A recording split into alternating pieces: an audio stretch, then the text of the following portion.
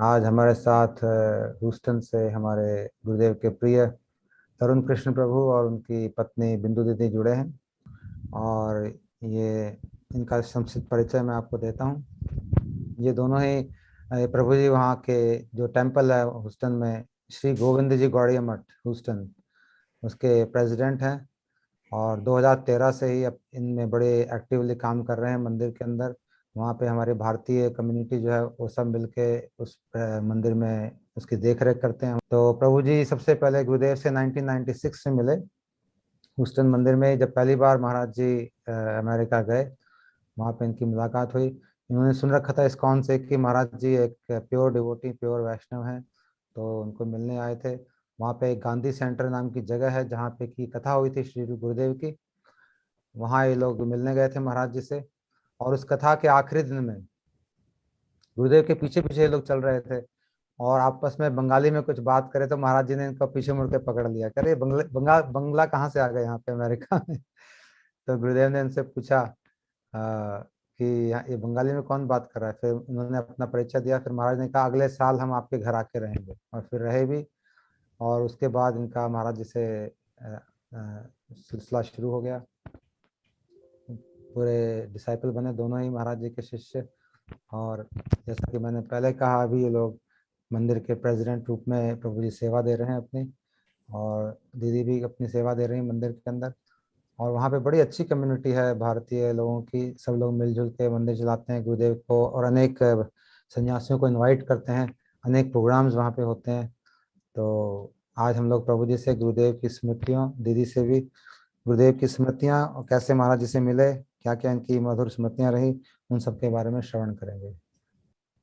वन्देऽहं श्रीगुरु श्रीयुतपदकमलं श्रीगुरून् वैष्णवांश्च श्रीरूपं साग्रजातां सहगण रघुनाथान्वितां तं सजीवं साद्वैतं सावधूतं परिजनसहितां कृष्णचैतन्यदेवां श्रीराधाकृष्णपादान् सहगण ललिता श्रीविशाखान्वितांश्च ॐ अज्ञानतिमिरान्धस्य ज्ञानाञ्जनशलाकया चक्षुरुन्मिलितं येन तस्मै श्रीगुरवे नमः। वन्दे गुरुपदद्वन्द्वं कृपामूर्तिरामनं मायावादतमो हन्तारूपानुगभक्तिदम्। आज बहुत ही सौभाग्य हम दोनों का कि आप लोग जो गुरुदेव की मधुर स्मृतियाँ ये कार्यक्रम शुरू किया, गुरुदेव की शतवार्षिकी आविर्भाव तिथि पालन करने के लिए, जिसमें हमें योगदान करने का सौभाग्य मिला। आप समस्त कार्यकर्ताओं को नमन करता हूँ।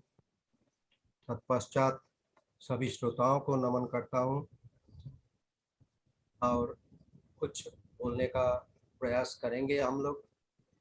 पहली बात, जैसे अजय प्रभु ने बताया, 1996 में गुरुदेव से हम लोग मिले। उससे पहले ना तो गुरुदेव के बारे में सुना था, ना किसी ने उनको बारे में बताया हमें।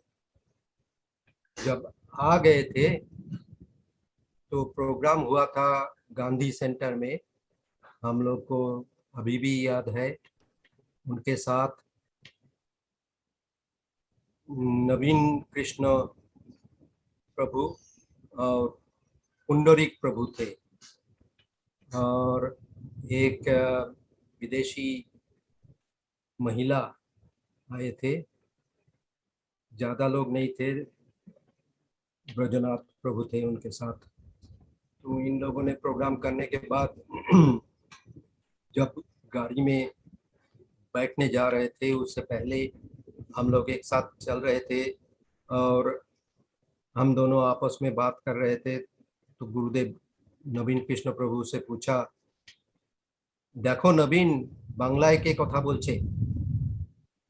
तो इसका मतलब कि देखो कौन बांग्ला में बात कर रहे हैं।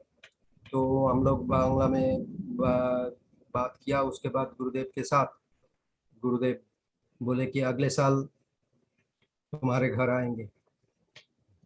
गुरुदेव पहले मुझे आप करके बताते थे तो मुझे अच्छा नहीं लगता था लेकिन बाद में समझ में आया कि गुरुदेव जब मुझे अपना निजजन बना लिया तभी आपसे तुम हो गया।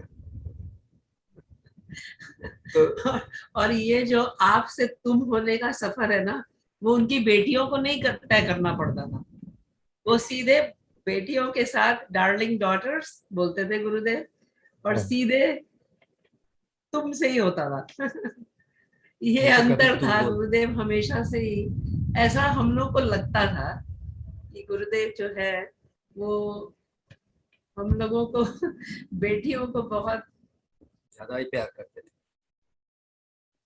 वो गुरुदेव जानते हैं पर तो ऐसा हमें तो महसूस होता था जितने भी आप शायद लेडीज से बात करेंगे उनको सबको ऐसे ही लगता था कि गुरुदेव मुझको बहुत बहुत प्यार करते हैं और बहुत स्नेह करते हैं।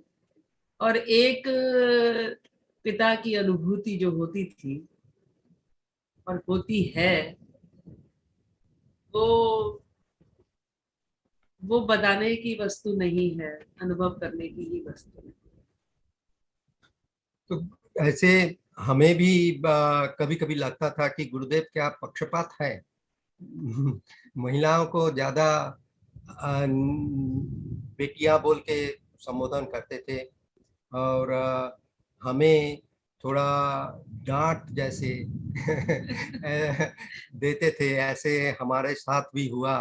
हम लोग बोलेंगे आगे अगर याद है वो रहे तो अभी जो अगले साल की बात करें, अगले साल जब आया तो हमारा ऐसा मौका मिला कि गुरुदेव हमारे घर के पास ही एक परिवार थे हमारे, फैमिली फ्रेंड, तो उनके घर ठहरे थे। तो गुरुदेव सवेरे जहाँ पे भी रहते थे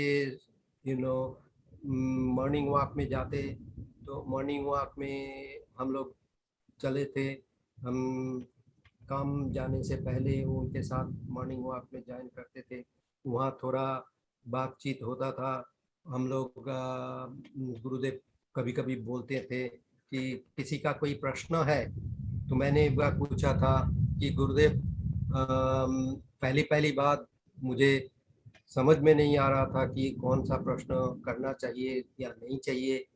तो ये तो सभी के मन में होता है। तो मैंने पूछा कि गुरुदेव कृष्ण क्या सगुण है या निर्गुण।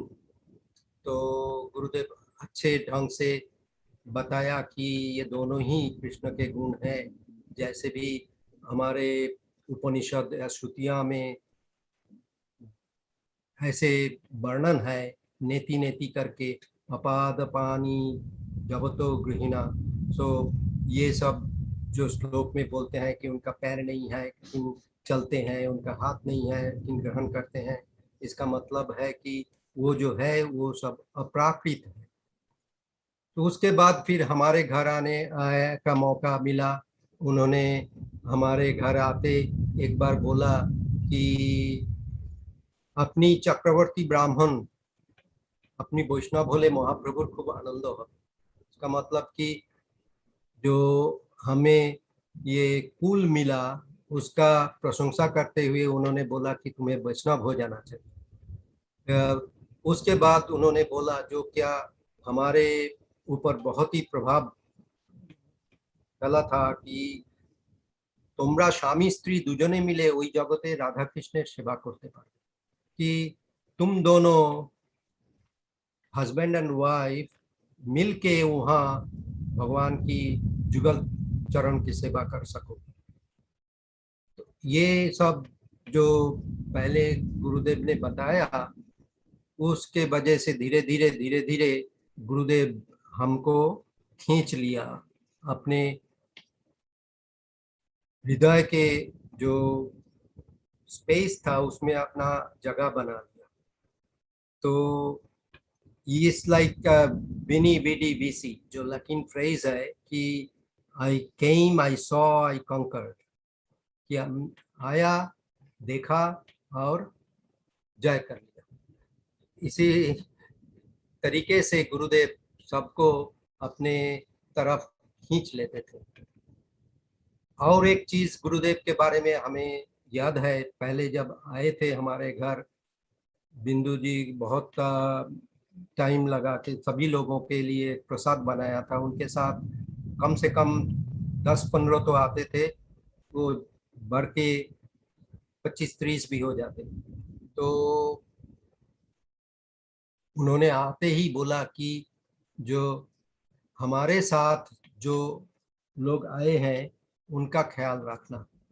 उनको पता था कि उनका तो हम लोग जहाँ पे भी जाते हैं ख्याल रखते हैं, उनके शिष्यों या जो होने वाले हैं उनके प्यारे शिष्य, तो लेकिन उनके साथ जो रहते हैं उनका भी उतना ही ख्याल रखना चाहिए जितना हम गुरुदेव के ख्याल रखते थे। वही निर्देश अभी भी हम लोग फॉलो करना चाहते हैं, और वही निर्देश रियली हमारे लिए मंगलदायक है, कल्याणप्रद है। क्योंकि जैसे कृष्ण बोलते हैं कि हम भक्त पराधीना, सो गुरुदेव भी उनके सेवा करने से जितना संतुष्ट होंगे उससे ज्यादा संतुष्ट होंगे उनके भक्तों की सेवा करने से।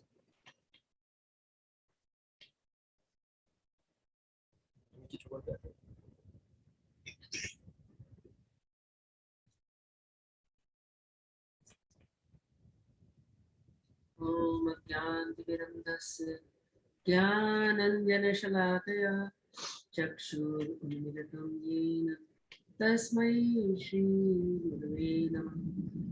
भक्त भक्ति भगवंत गुरु चतुर्नाम हुए, इनके पद वंदन किए नाशक पेट अनेक। हरे कृष्णा कृष्ण कृष्ण हरे हरे, हरे राम राम राम हरे। चितनंदन गौर हरि की जय, श्री नित्यानंद प्रभु की जय, श्री गुरु परंपरा की जय, अनंत कोटि वैष्णव वृंद की जय।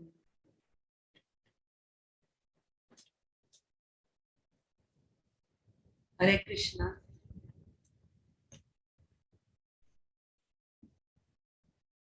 भगवान के भक्तों, हरे कृष्णा दीदी। देव के संबंध में कुछ भी बोलना। आपका स्क्रीन दूसरी तरफ है क्या? आप इधर कैमरे की तरफ देखिए। हाँ, इधर देखिए मेरी तरफ। हाँ, ये अब ठीक है। हाँ, ओके, सॉरी। वो क्या आपका 2 फोन लगा रखे आपने, क्या बात है? नो, वो एक्चुअली स्क्रीन इधर को है और कैमरा इधर वाले में है। तभी I keep looking at you. अच्छा, समझ गया। Okay, इस काइंड ऑफ आपकी तरफ देख के बोलने से मुझे खैर हाँ, नहीं ठीक है, फिर नो देख सकते प्रॉब्लम, हैं या उनको पास कर लो, अच्छा रहेगा कैमरे और स्क्रीन को साथ साथ। No problem. ठीक है। Okay, better. भगवान के भक्तों के विषय में और भगवान के विषय में और गुरुदेव के विषय में कुछ भी कहना, वाणी की पवित्रता तो है ही, लेकिन कठिन कार्य है बहुत। जब नाभा गोस्वामी जी को आज्ञा हुई उनके गुरु की कि आप भक्तों का चरित्र लिखिए, भक्तमाल,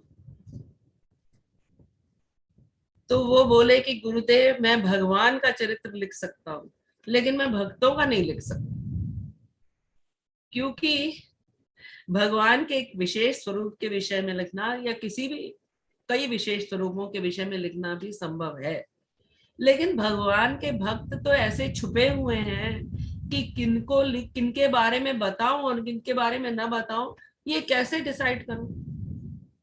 हम कैसे जानेंगे ही कि ये भक्त है? हम कैसे जानेंगे ही कि ये भगवान का शुद्ध भक्त है कि अशुद्ध है कि क्या है? ये हम क्या जान सकते हैं? प्रभु के अतिरिक्त इस विषय को कोई नहीं जान सकता। तो बोले कि देखिए, मैं अपराध नहीं करना चाहता, क्योंकि किसी भक्त को का चरित्र अगर छूट गया तो अपराध हो जाएगा। बोले ऐसा नहीं है, तुम भक्तों के ही चरणों में प्रार्थना करो। जिन भक्त को अपना चरित्र लिखवाना होगा वो स्वयं ही तुम्हें बता। तो कहने का अर्थ यही है कि वो हर बार यही बोलते हैं कि भगवान के भक्तों का चरित्र बखान करना अति कठिन है।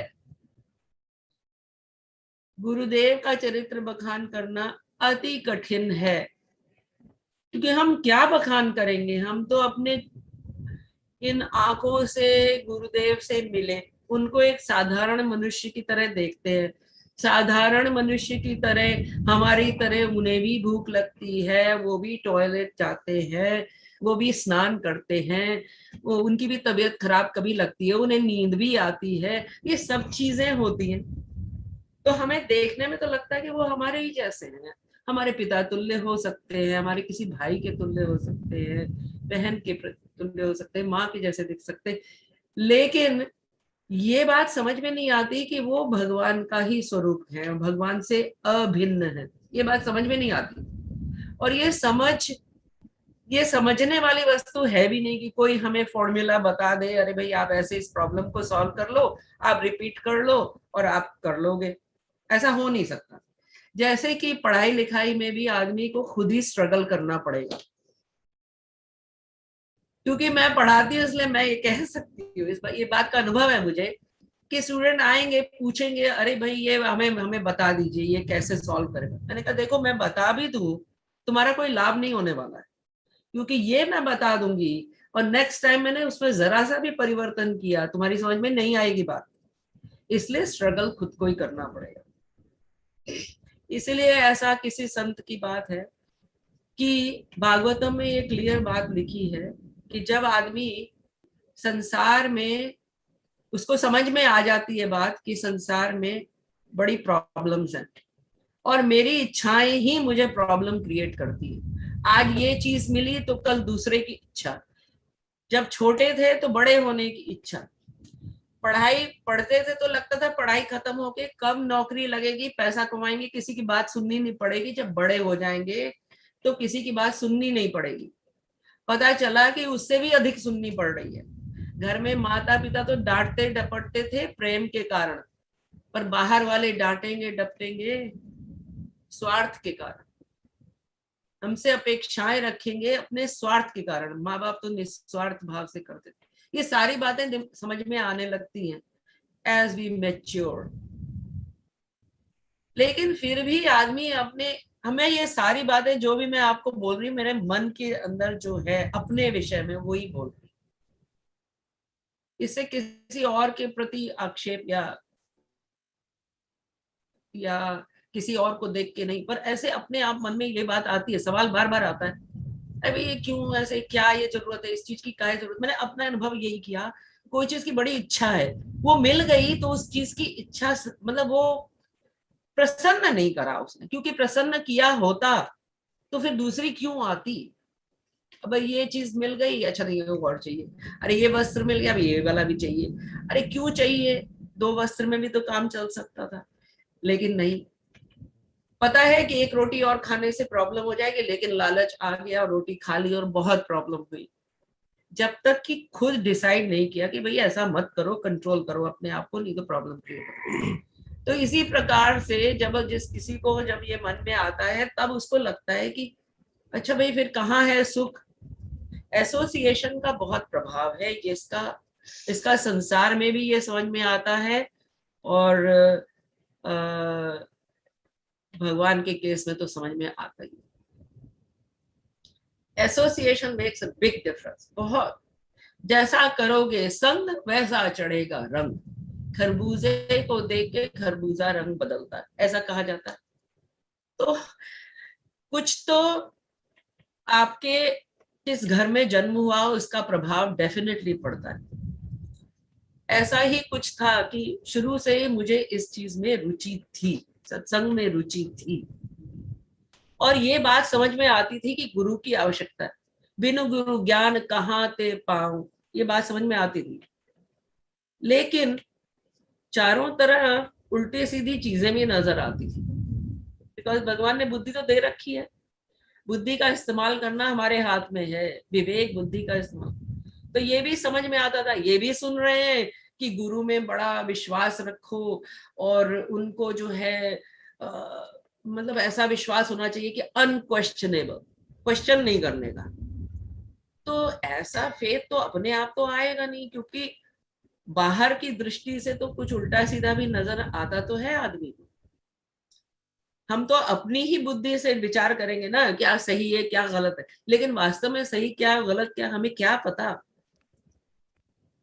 ये बात मेरे को मन में हमेशा परेशान करती थी।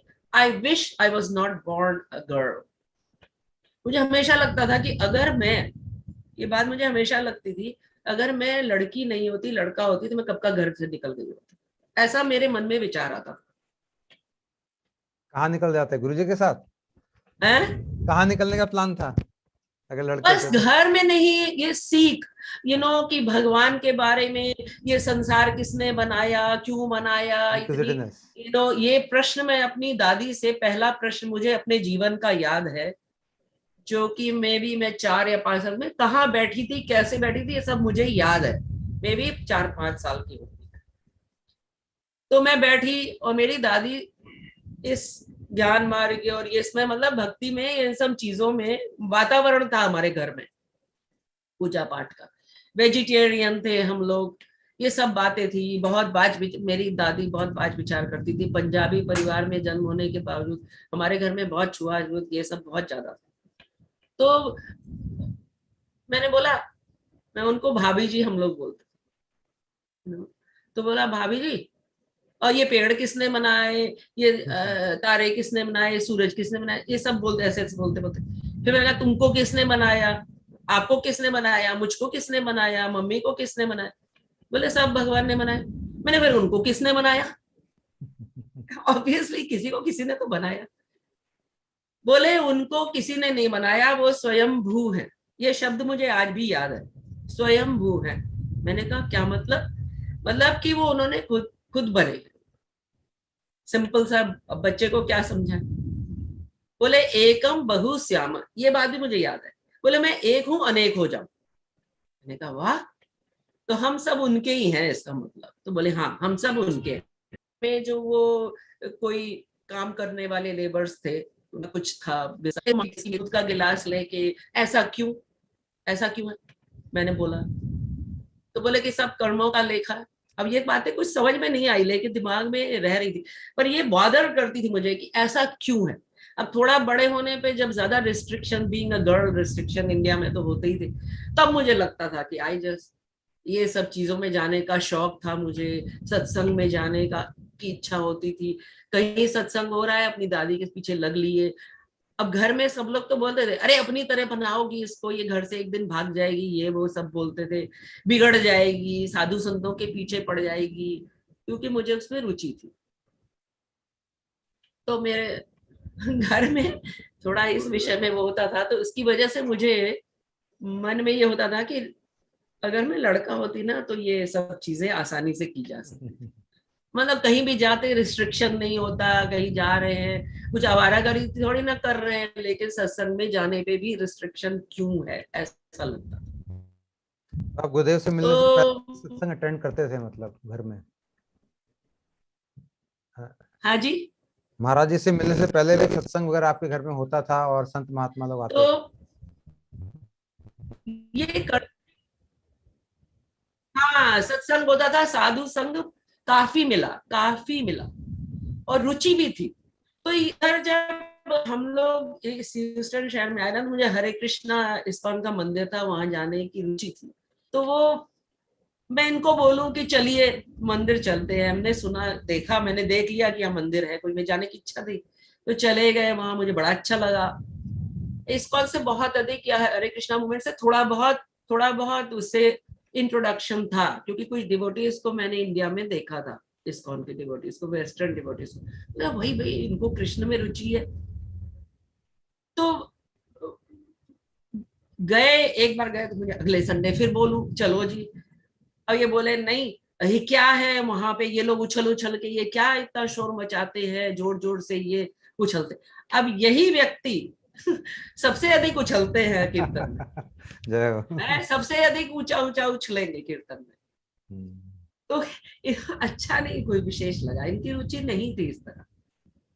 अब मैं घर में पूजा वगैरह करने की मेरी रुचि थी, जो भी मुझे देवी जी के प्रति वो था, देवी की उपासना में करती थी, लेकिन कोई इच्छा नहीं ऐसी, बस माँ है, माँ से कुछ भी कहा जा सकता है, तो अपने हृदय की कोई बात है, मन में दुख है, जाके माँ से बोल दो, ऐसा लगता था।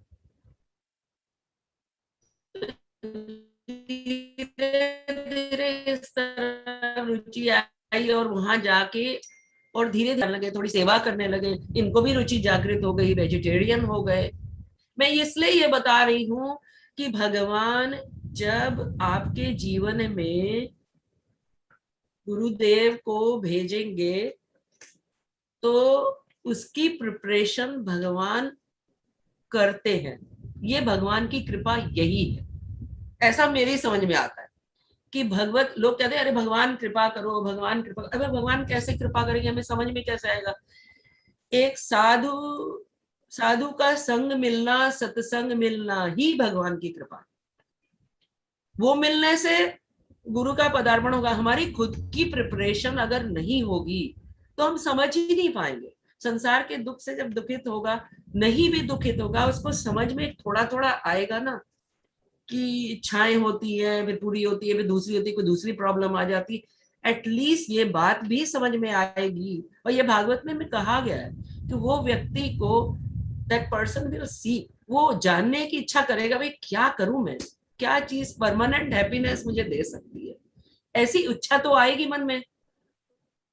अच्छा नहीं तो शांति तो मन में मिले, ऐसा तो हो, कम से कम शांति की ही खोज करेगा। तब भगवान ही अरेंजमेंट करते हैं। तो बोले हम जानेंगे कैसे, पर नहीं जान सकते, गुरु की सेवा करेंगे तब। ऐसे गुरु जब जीवन में आएंगे, अनक्वेश्चनेबल आप सेवा करेंगे, तभी आपको, तभी आपकी आपको जो है गुरु को समझना ही इतना कठिन है, तो हम नहीं समझ सकते। कहने का अर्थ सब कुछ कठिन। तो ये सारे एक्सपीरियंस होने के बाद जब गुरुदेव आए थे एक बार, तो हमारे घर में कुछ भक्त लोग रुके थे, और उनमें से, और उसकी पहले की बात है, जिनके घर में रुके थे, किसी और के घर में, जहाँ ये बंगला वाली बात प्रभु जी ने बताई, वहां पे श्यामा रानी दीदी आई थी और बहुत सारे भक्त आए थे। ये विचित्री दीदी थी, श्यामा रानी दीदी थी, और वृंदावन विलासिनी दीदी थी, बहुत सारे भक्त लोग आए थे, ब्रजनाथ प्रभु, सब बहुत सारे भक्त आए थे। तो श्यामा रानी दीदी ने मुझे बोला कि देखो जीवन में गुरुदेव को भक्त गुरु रूप में स्वीकार करने की बात। बोले देखो जीवन में गुरु आते हैं, हमें समझ में नहीं आता है, भगवान भेजते हैं लेकिन हमारी समझ में नहीं आती, अपॉर्चुनिटी आती है लेकिन हम उस अपॉर्चुनिटी को खो बैठते हैं, हम नहीं समझ पाते। मैंने कहा देखिए मैं आपको अपने हृदय की बात बताती हूँ। मैंने उनको बोला, मैंने कहा देखो मुझे साफ बात जो मन में है वही बाहर है, लाग लपेट वाली बात किसी को अच्छी नहीं लगेगी, ऐसा सोच के आपके प्रति आपकी अवज्ञा करने का विचार नहीं है, आपकी बात न मानने का विचार नहीं है। लेकिन मैं आपको एक हृदय की बात कहती हूँ कि मेरा हमेशा से यह स्वभाव रहा कि किसी भी कार्य को करना है करके, किसी ने बोला इसलिए नहीं करना, चाहे विवाह का बात हो, चाहे पढ़ाई की बात हो, चाहे कोई भी बात हो। विवाह के मामले में भी यही था, मैंने कहा क्यों करूं, मेरे घर में जब बोले शादी करने की बात आई, मैंने कहा क्यों करूं शादी। मैंने अपनी दादी से पूछा, मैंने कहा आपको सुख मिला शादी करके, मेरे को तो नहीं दिखाई देता, दादाजी के साथ हर समय ये चलता रहता है, सुखी नहीं है सब, बच्चे भी परेशान करते हैं, यू लॉस्ट 2 चिल्ड्रन, 2 बच्चे आपके चले गए, असमय उनकी मृत्यु हो गई, क्या सुख मिला, कुछ तो नहीं मिला, हर समय काम करते रहो, हर समय ये करते रहो, सबकी सुनते रहो। मेरी माँ को मैं नहीं देखती, आप लोगों की बातें हर समय उसको सुननी पड़ती हैं, सास की सुनो, जेठ की सुनो, इसकी सुनो, उसकी सुनो, बच्चों की सुनो, सुख नहीं दिख रहा। आसपास भी देखती हूँ, किसी को सुख नहीं दिख रहा मुझे शादी करके, क्यों करूं, नहीं करनी। मैंने कहा हाँ, कभी जीवन में ऐसा होगा तो देखा जाएगा। तो कहने का अर्थ है, मैंने उनको यही बात बोली। मैंने कहा कि देखिए, किसी चीज को करने के लिए नहीं करना, क्योंकि ये करना चाहिए करके या कोई कह रहा है, ऐसा कुछ तो अनुभूति होनी चाहिए ना मन के अंदर कि ये कार्य भगवान ही तो बैठे हैं हृदय में, कुछ तो होगा ऐसा जो आपको बताएगा कि यही व्यक्ति है।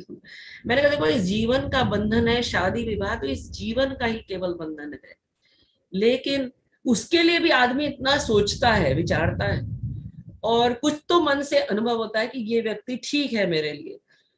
तो ये तो हमेशा का एक संबंध है, ये तो इटर्नल, इतनी बात तो मेरी समझ में आती है।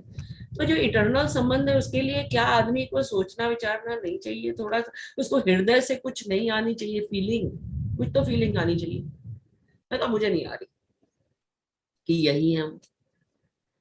तो उन्होंने तब ये बात बोली कि अपॉर्चुनिटी चली जाती है। मैंने कहा अच्छा, फिर ठीक है, कोई बात नहीं, भगवान ही उस बात का निर्णय करेंगे। मैंने ऐसा बोला।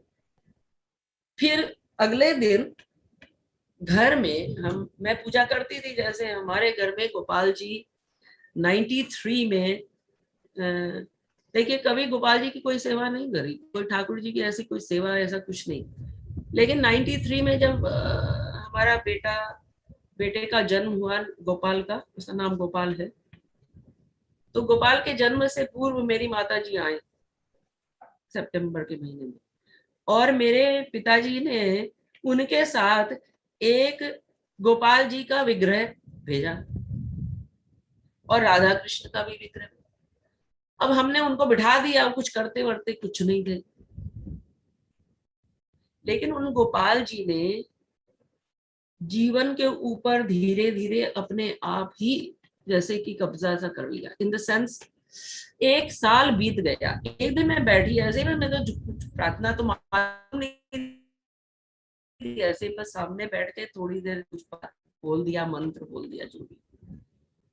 1 साल हो गया, मेरे को मुंह भी नहीं धुलवाया,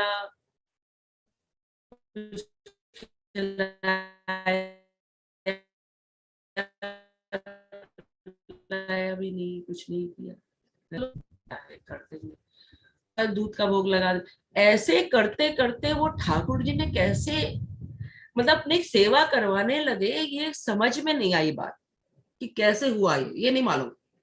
अब गोपाल जी जब आए उसके बाद फिर ये गोपाल जी के सामने में बैठ के सवेरे मैंने कहा हे प्रभु, सब कहते हैं कि गुरु तो बनाना, मतलब गुरु का होना आवश्यक है, बिन गुरु ज्ञान कहाँ के पाऊं, गुरु के बिना निगुरा व्यक्ति का कुछ नहीं होता। ऐसा कबीरदास जी को जब कोई मंत्र नहीं दे रहा था ना, तो वो जाके गंगा जी के तट पे लेट गए सीढ़ी पे, और रामन जी का जब पैर लग गया तो वो उन्होंने कुछ बोला, बस हो गया गुरु मंत्र। कहने का अर्थ है कि बिना गुरु के निगुरा निगुरा कोई बोलता था उन्हें, बिना गुरु के तो काम नहीं बनेगा, ऐसा लगता है। और दैनिक जीवन में भी दिखाई देता है कि टीचर की जरूरत है, मार्गदर्शक की जरूरत है।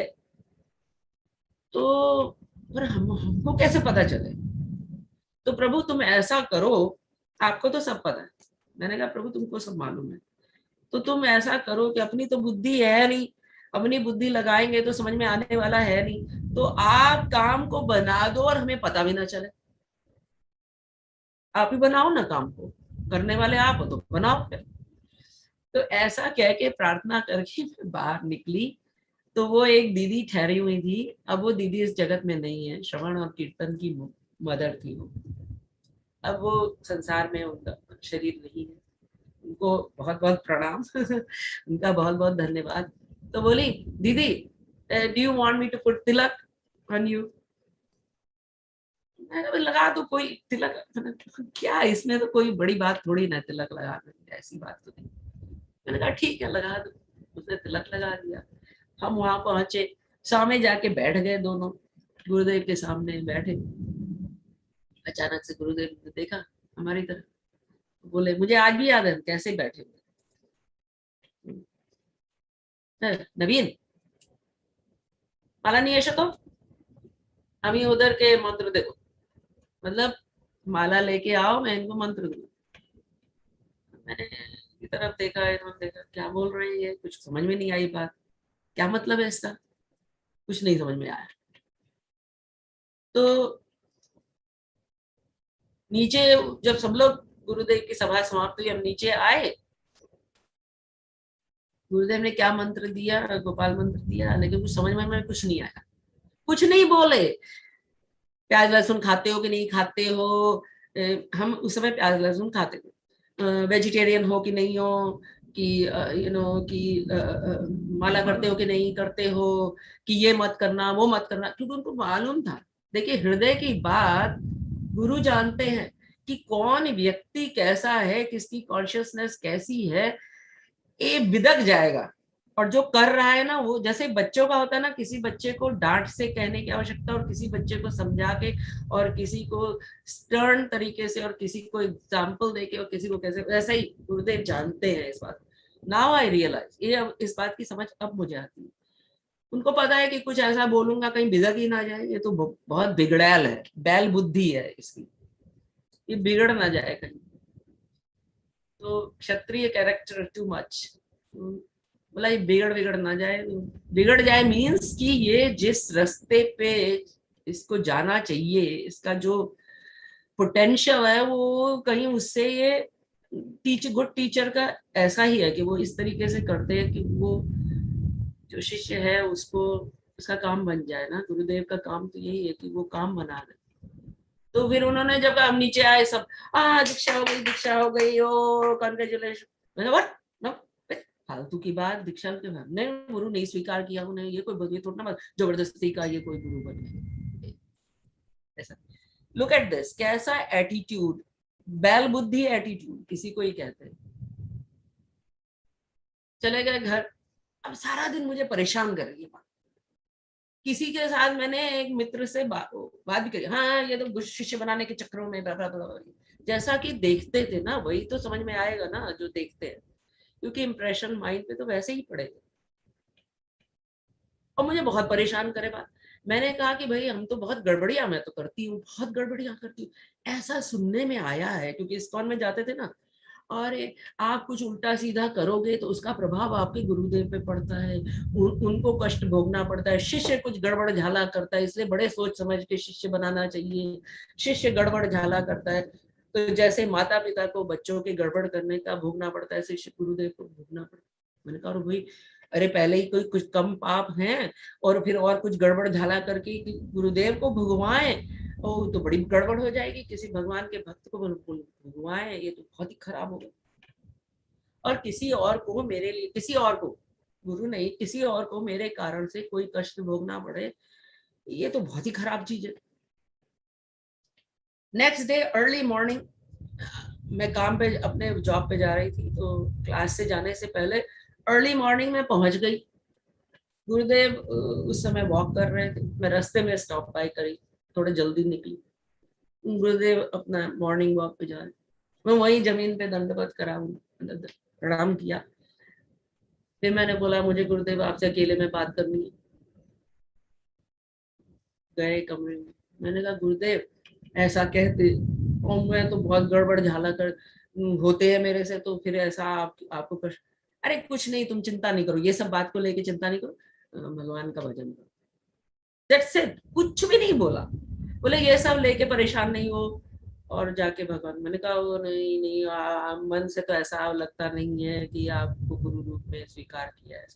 बोले वो सब चिंता नहीं करो, सब ठीक हो जाएगा, जाओ, कोई ये सब बातों की चिंता नहीं करनी, तुम बस अपना जैसा है वैसे ही करो, जैसा है वैसे ही करो, कुछ नहीं बोला। फिर थोड़ा मन शांत हो गया। फिर अपना ऑफ कोर्स मैंने ये बात तुम्हें नहीं बताई कि मुझे ऐसा लगता है कि ये शिष्यीकरण हो रहा है क्या, ऐसा उल्टा सीधा तो नहीं बोला, पर मन में कहीं ना कहीं थी ये बातें।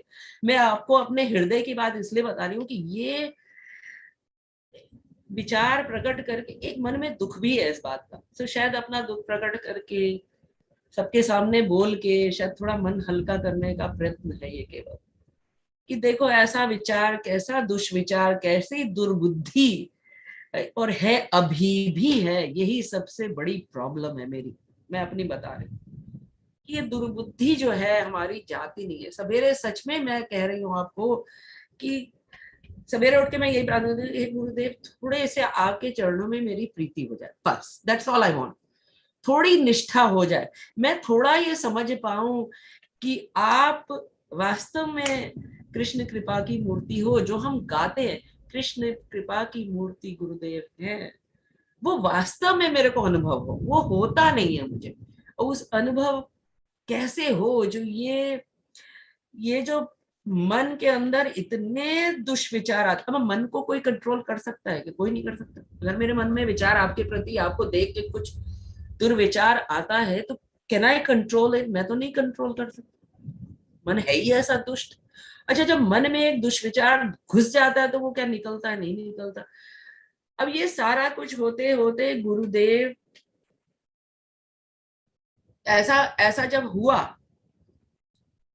तो उसके बाद की घटना आप बताइए कि आप उसके बाद अगले साल जब गुरु गौर पूर्णिमा पे पहली बार गए। उसके बाद ये तो अपनी बात बताई, अभी मैं अपना बात बताऊं थोड़ा। गुरुदेव आते थे हमारे घर हर साल से 98, 99 हर साल आया करते थे। ह्यूस्टन में आप लोग को मालूम है गुरुदेव हर साल ही आते थे। तो हमें उनके साथ थोड़ा बातचीत करने का अवसर मिलता था, और उनके जो साथ में पार्षद होते थे सभी बुलाते थे, परिक्रमा में आ जाओ, परिक्रमा में आ जाओ। तो 99 में हम पहली बार नवद्वीप परिक्रमा में जाने का प्रोग्राम बनाया। तो उस बार ऐसा था कि बहुत था प्रोफेशनल्स, तो मुझे तो छुट्टी मिल गई और बिंदु को छुट्टी नहीं मिली, क्योंकि in teaching once the semester starts you can not take off. तो वो सेमेस्टर के बीच में होता था, मार्च का टाइम। तो मैं अकेला चला गया। तो वहाँ बहुत अच्छा लगा, मुझे बहुत अच्छा लगा। हम पूज्यपाद त्रिविक्रम महाराज से मिले, बामन गोस्वामी महाराज से मिले, और बाकी सब भक्तों के साथ मिले, ब्रह्मचारियों के साथ मिले। तीर्थ महाराज से बात हुई। वहाँ उस समय रसानंद प्रभु ये सब मिले थे। तीर्थ महाराज थे उस समय, शुभानंद प्रभु। तो ये सब ये आपकी पहली परिक्रमा थी प्रभु जी? फर्स्ट परिक्रमा? हाँ, फर्स्ट परिक्रमा। अच्छा, ये आप सीधे नवद्वीप चला गए ना, कि यहाँ पे गए नवद्वीप परिक्रमा? नवद्वीप में गए थे, क्योंकि पहली परिक्रमा नवद्वीप ही करी आपने, मतलब? राइट, 7 दिन का परिक्रमा होती थी, तो उसमें ज्यादा छुट्टी लेने का जरूरत नहीं होता। और वो हमारे घर कलकत्ता में है, तो उस हिसाब से भी दोनों काम हो जाता। माँ बाबा को देख सकते थे और जाके परिक्रमा करके आते। तो जाके फिर जब वापस आए तो देखा कि घर में बहुत ज्यादा प्रॉब्लम, ये तो बिगड़ गई। एक तो इनको लेके नहीं गई, और दूसरी बात है कि वो सोची थी ऐसे कि हम इनको छोड़ के जाने का कुछ ऐसा ही सोच रहे हैं, विचार कर रहे हैं। तुमको ऐसा लगा? हाँ, बिंदु को। आपका तो विचार नहीं था ऐसा? लेकिन नहीं, हमारा ऐसा विचार नहीं था, लेकिन दूसरों को कैसे विचार आता है क्या कंट्रोल कर सकते। ठीक है। तो बस हमारे साथ बीच में बहुत ज्यादा प्रॉब्लम हो गया। हाँ, तो मैंने ये तो समझाने की कोशिश किया कि देखो ये विचार तो मेरे मन में नहीं है, और ये हम ऐसे कुछ प्लान करके नहीं गए कि तुम्हारे बिना वहाँ जाके ज्यादा ये होगा, अच्छा होगा, इसीलिए गया। तो ये बन गया ऐसे ही। तो फिर धीरे धीरे जाते जाते probably she realized, and मैंने बोला कि आगे से हम ऐसा कभी नहीं करेंगे कि दोनों एक साथ चलेंगे, एक अकेला नहीं जाएंगे। तो बड़ी समझदारी का काम किया आपने प्रभु जी। I must say you're a good husband. नहीं तो दूसरी डायरेक्शन में चले जाती मैं शायद। और ये जो है ये आप सोच सकते हैं कि अक्लमंद का काम है कि नहीं, घर भी चलाना है ना। जी हाँ, जी हाँ, हम बहुत बहुत टैक्टफुली चलाना पड़ता है, ऐसा बहुत तो सही। त्रिविक्रम महाराज जैसे नहीं थे कि हाँ। घर छोड़ के। हाँ, तो और गुरुदेव तो हम दोनों को ही दिए थे, तो दोनों को लेके चलना, ये भी गुरुदेव से एक चीज हमने सीखा। गुरुदेव हमारे यहाँ तो काफी भक्त लोग थे, आपको मालूम है। और जब भी बात होती थी कि हम लोग कैसे मंदिर बनाए या कैसे सेंटर बनाए करें, और घर घर में काम होता था 97 से। तो ऐसे सोच लीजिए 10-12 साल ऐसे थे, हमारा मंदिर बना ऐसे। यू नो अचानक से मंदिर नहीं बन गया और नहीं होता है। तो ये समय गुरुदेव एक ही चीज बोलते थे कि सब लोग मिलजुल के काम करो, मिलजुल के काम करो। ये नहीं कि हम सोचते हैं कि हम अकेला ये करेंगे उसमें वो क्यों आएगा, वो हम ज्यादा करेंगे, हम ज्यादा किया, हम पहले क्या भक्तों शिष्य हूँ तो हमारा ज्यादा ये होना चाहिए, ऐसे भाव जो है हमारे अंदर नहीं आना चाहिए। हम सब मिलजुल के काम करें, तभी हमारा जो काम भी बनेगा और अपना जो भक्ति उसमें हम आगे बढ़ेंगे। तो गुरुदेव जानते थे कि थोड़ा बहुत हमें बंगाली लिटरेचर के बारे में मालूम है, लेकिन 98-99 में मेरे माता पिता वो संस्कृत के विद्वान थे। तो गुरुदेव उनके साथ पहले जब मिले थे, दोनों मिल के बहुत चर्चा किया कि बाबा जो थे मेरे पिताजी कृष्ण के बारे में इतना ये नहीं थे जितना कि नारायण को उन्होंने भजन करते थे।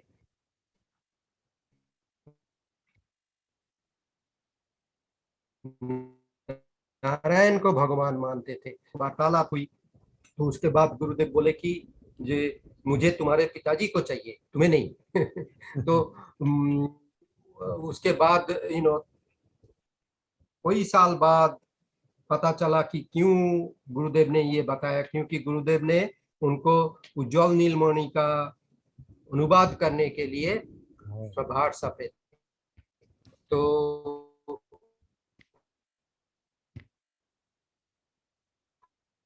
गुरुदेव ऐसे विद्यापति चंडीदास का एक पद उन्होंने सुनाया, सोई केबा सुनाइलो श्याम नाम कानेर भीतर दिया मरमे पशिलो गो आकुल करिलो मोर प्राण। तो बोलते कि ये पद का अर्थ समझते हो? मुझे तो ऐसे सिर हिलाया कि जो जैसे बांग्ला तो समझ में आता, लेकिन ये जो है इनका गूढ़ अर्थ कुछ उनके बारे में जो पूछ रहे हैं वो मुझे मालूम नहीं है। तो ये सब बोल के उन्होंने हमारे अंदर एक उत्सुकता जगाते थे। हाँ, तो ये सब चीज लोभ जगाने का, लेकिन उस समय ये सब समझ में नहीं आती थी कि गुरुदेव कभी प्रसाद पाने के बाद थोड़ा विश्राम करने के बाद हम जब मिलते थे उनसे, ये बिस्तर में बैठ के ही उन्होंने बातें शातें करते थे। खुद बोला कि राधा रानी मेरे इष्ट देवी। तो मुझे समझ में नहीं है कि इसका मतलब क्या है।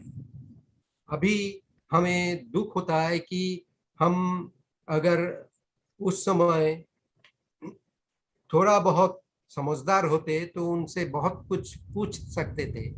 ये सब मौका मिला था मुझे, तो जो भी हो नहीं हुआ तो हम आगे चल के बताते हैं कि हमें गुरुदेव ने क्या क्या सिखाया और गुरुदेव की कौन सी मेमोरीज जो है हमें अभी भी ऐसे फ्रेश इन माय माइंड।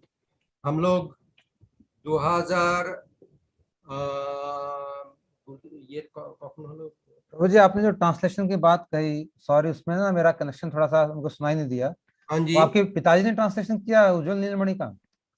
हाँ उन्होंने फर्स्ट पास किया था और उन्होंने ऐसा किया कि हम लोग तो अभी सब कंप्यूटर में डालते हैं, जी हाँ और जी। उन्होंने हाथ से लिखे थे सारे, वो हाथ से सारे। संस्कृत से बंगला में किया, किससे किस लैंग्वेज में किया? नहीं, हिंदी ट्रांसलेशन गुरुदेव के जो थे हाँ हाँ। वो मैनस्क्रिप्ट गुरुदेव हमें देते थे ब्रजनाथ प्रभु के थ्रू, और हम बाबा को देते थे और बाबा उसको इंग्लिश में ट्रांसलेट करते थे हिंदी से।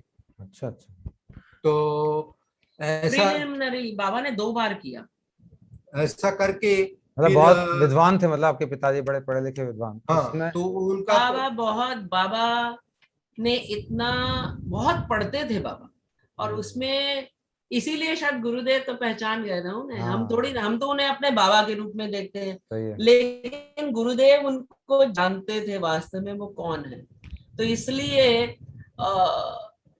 अब अभी कभी दुख होता है मन में कि बाबा से वो बातें हमने नहीं सीखी जो हम सीख सकते थे। सो वी प्रे, बाबा जो हैं बहुत ही, मतलब उनकी जो अपनी अनुभूतियां थी वो उन्होंने कभी शेयर नहीं करी। बताया एक बार बाबा ने कि गुरुदेव के संबंध में उन्हें कुछ ऐसी अनुभूति हुई थी, लेकिन बोले कि वो मैं शेयर नहीं कर सकता, हमें भी नहीं शेयर करी। तो हमें मालूम नहीं, लेकिन कुछ एक तो अनुभूतियां उन्होंने भी दीक्षा ली थी महाराज जी से, बाबा ने भी? हाँ जी, बाबा और माँ दोनों ने ली थी, हमारे सारे परिवार परिवार ने। गुरुदेव से ऐसे कैसे कैसे मतलब परिस्थिति हो जाते हैं कि हम लोग तो आप जैसे मालूम है बंगाल में सभी लोग even Brahmins also eat fish, तो हम लोग मछली खाते थे, बाकी प्याज लहसुन कभी कभार खाते थे, इतना घर में नहीं आता, लेकिन ये ऐसे ही बड़े हुए हम लोग। तो बाहर मैं तो सब कुछ खा लिया। बंगाल में फिश को तो जल तोरी बोलते हैं।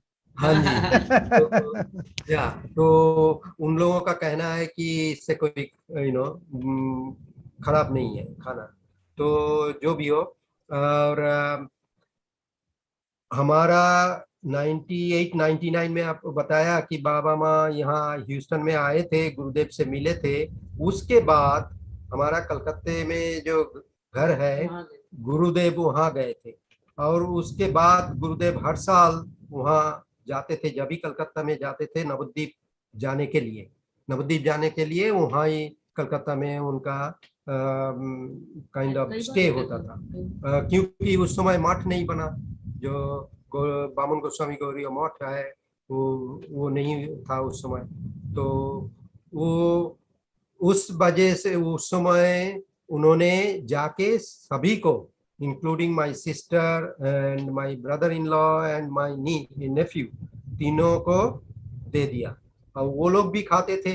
और उसके बाद फिर 2004 साल में मेरी मामी कोई दुर्घटना, मतलब डॉक्टर का ही कोई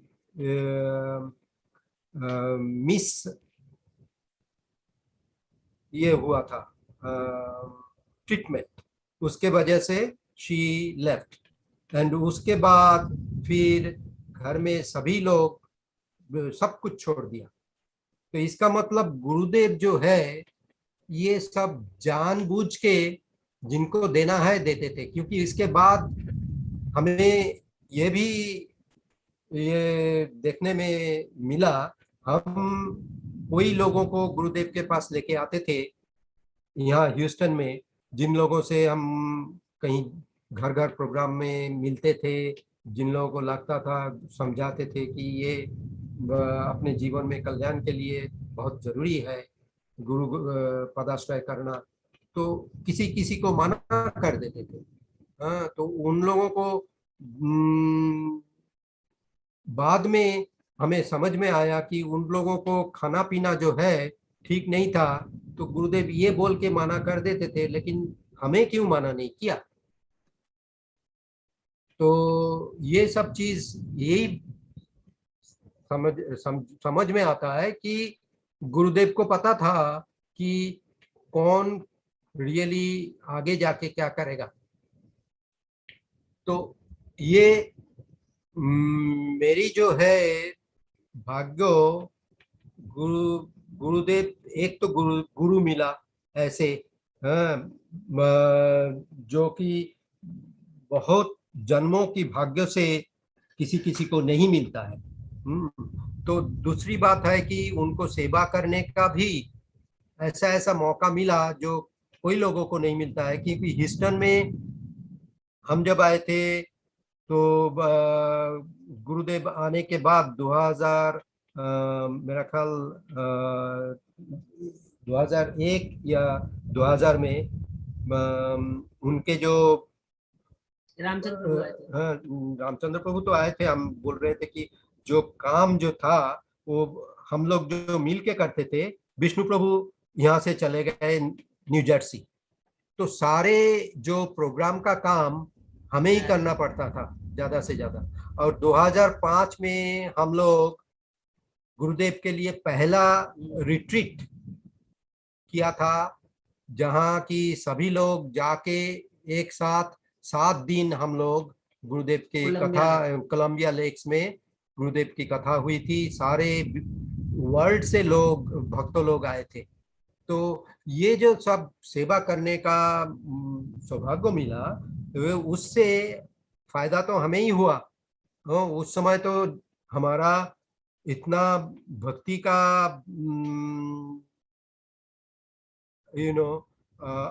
असर इतना नहीं था, भक्ति का प्रभाव।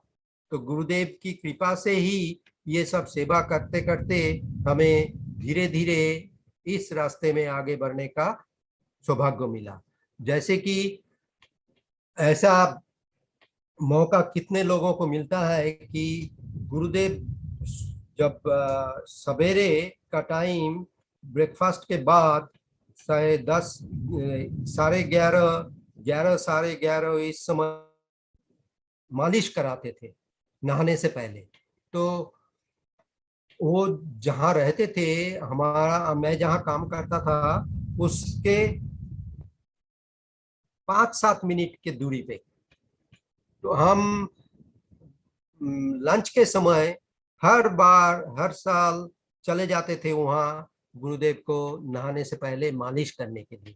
और ऐसा मौका मिलता था कि कोई भी नहीं है, सिर्फ मैं हूँ, गुरुदेव हूँ। क्योंकि वो लोग ब्रजनाथ प्रभु और नवीन कृष्ण, ये माधव महाराज, इन लोगों तो अपना अपना काम करते थे। और इन लोग तो करते ही हैं जब कोई नहीं है, तो जब कोई होते हैं तो उनको उन्होंने छोड़ देते हैं। तो ये करने का जो मौका मिला था उस समय, कोई सारे बातें उनके साथ हुए थे। हम 2-3 चीज बताना चाहता हूँ उनमें से। जैसे कि गुरुदेव एक बार हमें सुनाया, गुरुदेव ज्यादा तक नहीं बोलते थे कुछ, उन्होंने कुछ नहीं बोलते थे, मैं भी कुछ नहीं पूछता था। मुझे प्रश्न जो होता था मन में, वो गुरुदेव के सामने जाते ही पता नहीं कैसे वैनिश हो जाता था। कुछ भी मुझे प्रश्न करने का ये नहीं आता था। तो गुरुदेव हमें सिखाने के लिए कोई बार कुछ चीजें बताते थे। जैसे कि एक बार रामायण के राम भरत मिलाप के बारे में उन्होंने पूरा घटना जो है कहानी बताई। और उसके बाद उन्होंने ये शिक्षा जो दिए थे वो बहुत ही अनोखी, unique instruction and unique message है, जो कि हम सभी लोगों को जो इस रास्ते में है उनको मालूम होना चाहिए और अभ्यास करना चाहिए। उसमें मालूम होने के बाद भी अभ्यास करना मुश्किल होता है। हम उसमें देखें कि भरत जी जो है चित्रकूट में सारे अयोध्या वासी को लेके गए थे, इसलिए कि राम जी के ऊपर एक दबाव डालना कि हम सभी लोग चाहते हैं आप वापस आ जाओ। अभी आप जिनके लिए सत्य वचन पालन करने के लिए ये घर छोड़ा तो वो तो चले गए, और आपके जो लोग जैसे कैकेयी भी, उन्होंने जो ये इसका मूल थे, उन्होंने भी बोल रहे हैं कि मैं वापस ले रहा हूँ, आप आ जाओ। तो आपको आ जाना चाहिए। हम सभी लोगों का ये जो प्रेम जो है, हृदय का प्रेम, इसको स्वीकार कर लेना चाहिए। तो हमें तो ये लग रहा था कि जो आपको प्रेम से कुछ भी करने के लिए तैयार होते हैं, करना चाहते हैं, उसको स्वीकार कर लेना चाहिए। लेकिन इसमें गुरुदेव एक महत्वपूर्ण बात सभी को समझाया, बताया कि इस प्रेम में जो जिसको प्रेम हम करते हैं, वो क्या चाहते हैं, वो सबसे ज्यादा महत्वपूर्ण होता है।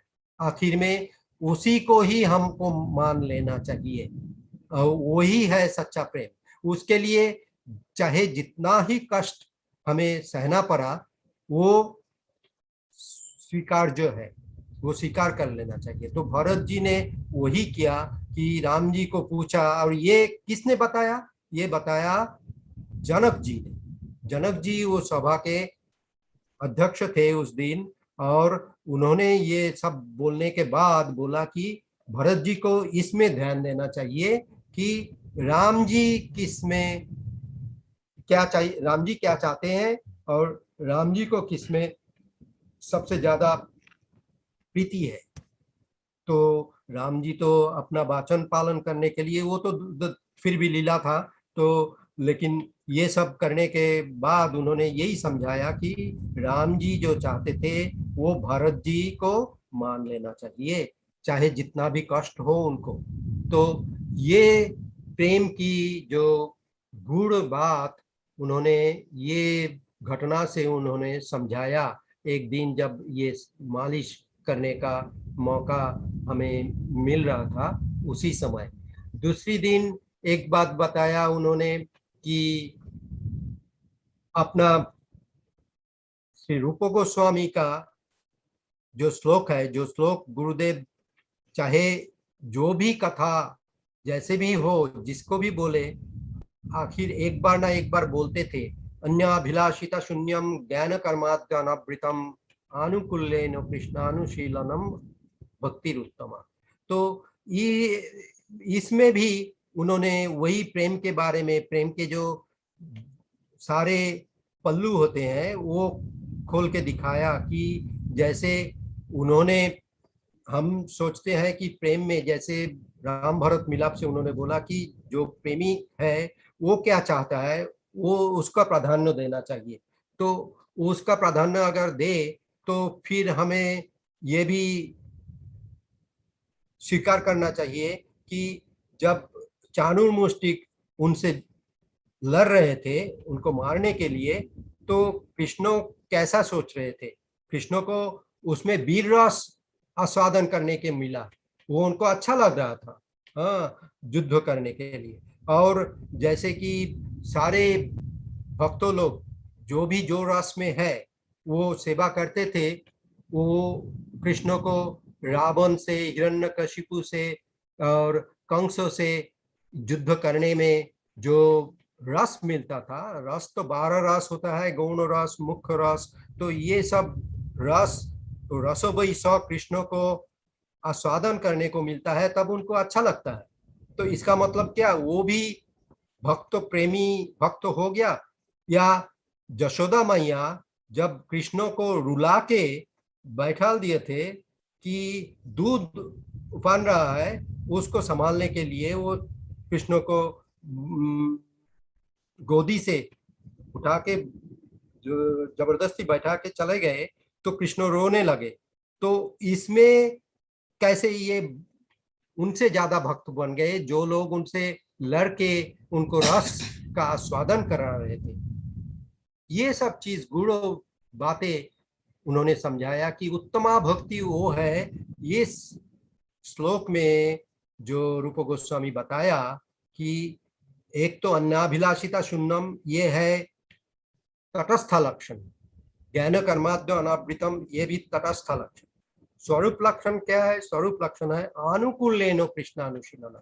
तो अनुकूलेनो कृष्णानुशीलनम जो जब भी सुपरफिशियली लगता है कि यशोदा मैया तो अनुकूलेनो कृष्णानुशीलनम नहीं किया, कृष्णों को सेवा कैसे, कृष्णों को रुला के उन्होंने कैसे किया, इसमें यह है कॉन्फिडेंशियल बात कि उन्होंने कृष्णों की भलाई के लिए जो मिठाई बना रहे थे उसको संभालने के लिए, दूध को कृष्णों की सेवा में लगाने के लिए जो किया, उसमें कृष्ण के कल्याण जो है वो छिपे हुए थे उनके हृदय के अंदर। इसीलिए वो हो गया अनुकूलेनो कृष्णानुशीलनम। तो ये सब चीज जो है अगर कोई शुद्ध भक्त समझाए तभी समझ में आता है, ऐसे हम लोगों को समझ में नहीं आएगा। हम उस समय थोड़ा बहुत ऐसे ऐसे ग्रंथ पढ़ते थे तो हमें लगा कि गुरुदेव से ये बात एक पूछूं। मैं चैतन्य चरितामृत में मध्य लीला में 22 अध्याय में 22 अध्याय का 38 संख्यक श्लोक में पद्यों में कृष्णदास कविराज बोले, कृष्ण कहे आमा भजे मागे विषय सुख, अमृत छाड़ी विष मागे ए बड़ मूर्ख, आमी विज्ञ এই मूर्खे विष केने दिगो, स्व चरणामृत दिया विषय भुलाइबो। इसका मतलब कि कृष्णों को भजने के लिए गुरुदेव जो बोलते थे कि ये एकांतिक होनी चाहिए, हाँ, कि it should be completely one-pointed and it should be निष्काम। तो ये जो पद्यों में ये तो नहीं बताया कि बोल रहे हैं कि कृष्णों को कोई भजन कर रहा है लेकिन विषय सुख मांग रहा है, तो विषय सुख मांग के कृष्णों को भजन कर सकते हो। और क्या होता है, कृष्ण बोल रहे हैं कि क्योंकि कृष्णों को मालूम है, वो तो विज्ञ है, वो तो अल्पज्ञ नहीं है हम जैसा, सर्वज्ञ है। तो उनको पता है कि ये है मूर्ख मूढ़ भक्त, इसको मैं अपना चरण का अमृत दे के ये विषय सुख भुला दूंगा। तो मैं यही पूछ रहा था फिर क्यों ये रूप गोस्वामी का श्लोक जो है आप बताते हैं हमें पहले से ही ऐसे वन पॉइंटेड होना चाहिए, निष्काम होना चाहिए, ये सब क्यों बताते हो? तो उन्होंने इसके जवाब में मेरे को बोला कि तुम्हार जा भालो लागे तुम्ही करते पारो, लेकिन हमें ये कहना है कि भक्ति होनी चाहिए निष्काम। इसका अर्थ हमें बाद में समझ में आया कि ये सब चीज जो है, सारे चीज तर्क करने से इसका जो निष्कर्ष वो समझ में नहीं आएगा, क्योंकि ये जो कर रहे हैं वो मान लीजिए गलती से कर रहे हैं, लेकिन हमें तो ये समझ के अगर करना है तो निष्काम होकर ही करना चाहिए, क्योंकि हमें ये मूर्ख जैसा काम तो नहीं करना चाहिए। तो ये सब चीज गुरुदेव की संग से, सेवा से हमें सीखने में मिला, जो हम कोशिश करते हैं थोड़ा बहुत अपने जीवन में उतारने के लिए। अभी बिंदु थोड़ा बोलेगी, उसके बाद मैं अपना और कुछ जो अनुभूति बताऊंगा। हरे कृष्णा। जो इन्होंने ये बात बोली ना, वो गौर पूर्णिमा पे जाने वाली बात, जहाँ से हमारा कन्वर्सेशन शुरू हुआ, उस बार क्योंकि मार्च में आपने खिंचाई तो बहुत की इनकी उस समय, है? आपने खिंचाई तो बहुत की उस समय इनकी। नहीं नहीं नहीं, मतलब मैं इसी को मैं संशोधन थोड़ा करूँ। अच्छा। हर व्यक्ति तो अपने ही नजरिए से चीज को देखता है, जी हाँ, अपने अपने पॉइंट ऑफ व्यू से, ठीक है। एक ही चीज के दो पहलू होते हैं, राइट, जी हाँ, जी हाँ। Two sides of the coin. तो इन्होंने इच्छा प्रकट करी, अगर मुझे रोकना ही होता तो मैं रोकने में भी सक्षम थी, लेकिन I wanted him to go also. लेकिन हाँ मुझे एक जेलसी सी हो रही थी कि मैं ये अकेले जा रहे, एक जेलसी थी। अब जा रहे हैं, फिर पीछे से सारा काम मुझे देखना पड़ेगा, बच्चे भी छोटे थे उस समय, और ऐसा मन में था कि अरे अब जाएंगे तो फिर काम बहुत बढ़ जाएगा मेरे लिए। ये एक मन में विचार था, लेकिन उससे अधिक थोड़ी जेलस फीलिंग है, तो जाके मजे करेंगे, रिलैक्स करेंगे, माँ बाबा से मिलेंगे, सब कुछ करेंगे, एंड मैं नहीं जा सकती। तो मैं सच में आपको बोलूं कि सच में जेलसी की फीलिंग थी, मैं बता रही हूँ, अपने हृदय की बात बता रही हूँ। जेलसी भी थी, थोड़ा मन के अंदर भय भी था, और ये भी लग रहा था कि सब लोग बड़े इतने खुश हो रहे हैं, लेकिन अपने मन को मैं खुद ही नहीं समझ पा रही थी कि मेरे को क्यों परेशानी हो रही है। टेल यू द ट्रूथ, मन में परेशानी क्यों हो रही है ये बात मेरी समझ में नहीं आ रही थी, और मुझे अपने ऊपर भी बहुत गुस्सा आ रहा था। ज्यादातर टाइम मुझे अपने ऊपर गुस्सा आता है जब मेरे को समझ में नहीं आता कि मैं ऐसा क्यों फील कर रही हूँ। लेकिन जो फीलिंग हो रही है वो हो रही है, उसको क्या करे आदमी, मन में जो हो रहा है उसको हो रहा है। तो चिड़ मच रही थी, कुछ चिड़ सी, जैसे चिड़ हो जाती है ना आदमी में। जा रहे हैं, फिर वो एयरपोर्ट पे छोड़ने के लिए गई, ये बिमला जी खूब बड़े खुश हो रहे हैं, सारे सारे भक्त बड़े खुश हो रहे हैं, अरे तुम भी चलती, ये वो। मेरे को और गुस्सा आया, मैंने कहा देखो इनको, और मुझे चिढ़ा रहे हैं, जैसे बच्चों को लगता है ना कि मुझे चिढ़ा रहे हैं, देखो, और चलो जाओ तुम ही लोग आनंद करके आओ। और मेरे को चिढ़ मच रही, सच में बताओ, मेरे को उन लोग से भी चिढ़ मच रही।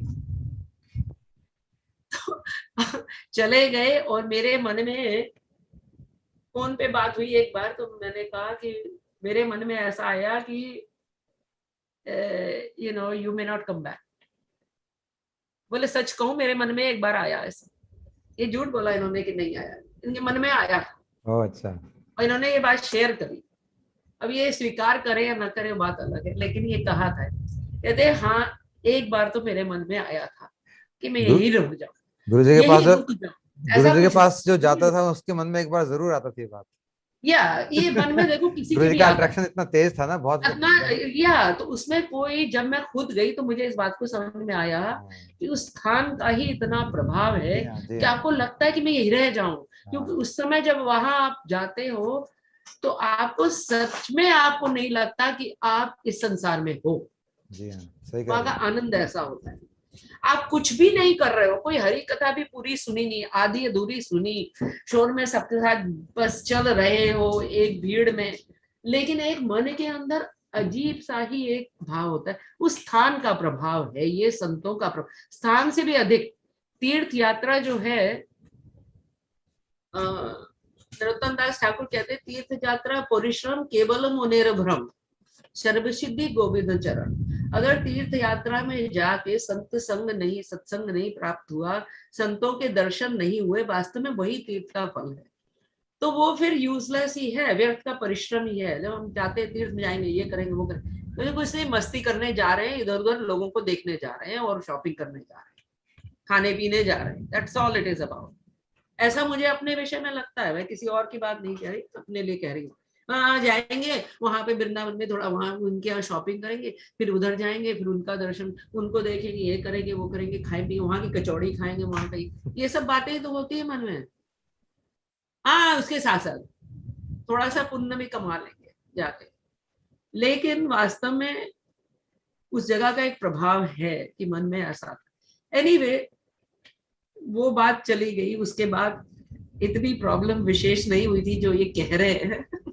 उसके अगले साल I did go, but I did से कि उस वहां पे जाके एक घटना घटित हुई, तो उसका क्या प्रभाव पड़ा I would like to share.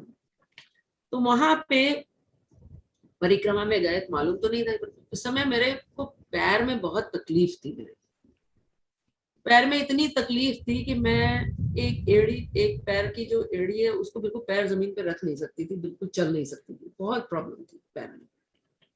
तो जगह जगह ही रिक्शा लेना पड़ता था, पर मेरे को होता था कि अरे कहाँ धाम में धाम वासी है लोग, ऐसा मन में आता था।